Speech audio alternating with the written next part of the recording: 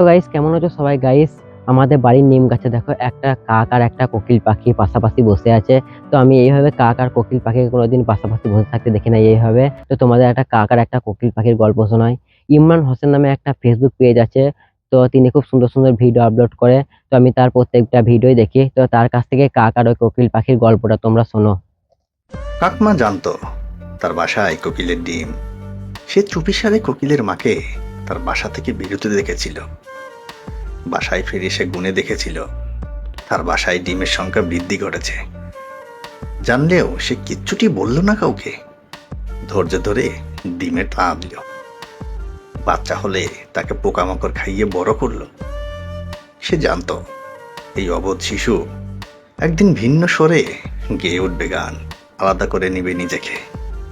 সবই জানতো কাকমা, কিন্তু বুঝতে দিল না কাউকে। সবাই ভাবলো তার মতো বোকা আর কেউ হয় না। তাকে বারবার বোকা বানিয়ে যায় কোকিল মা। দুনিয়ার কাছে বোকা হয়েও সে চুপ করেই রইল। না হলে কি হতো কোকিলের ছানাগুলো? জন্মই যে হতো না তাদের। জন্ম না হলে কেই বা গাইতো বসন্তের দিনের মন মাতানো গান। মাঝে তাদের উড়াল চণ্ডী। বাসা বানানোর ধৈর্য নেই। সারাক্ষণ শুধু উড়ে উড়ে সুরে সুরে ঘুরে বেড়াচ্ছে।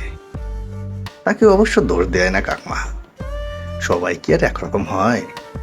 সে নিজে কি অমন গাইতে পারবে কোনোদিন? যে পারে সে না হয় একটু কম সংসারই হইল। তার ছানাদের বড়া করে দিতে কোনো আপত্তি নেই কাকমায়ের। এক একজন এক এক ধারার বলেই না, এত রং, এত রূপ, এত সুর এই জগৎটায়।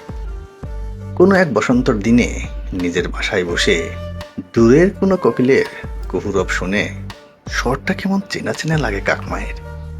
খুশিতে তৃপ্তির চোখ বুজে আসে।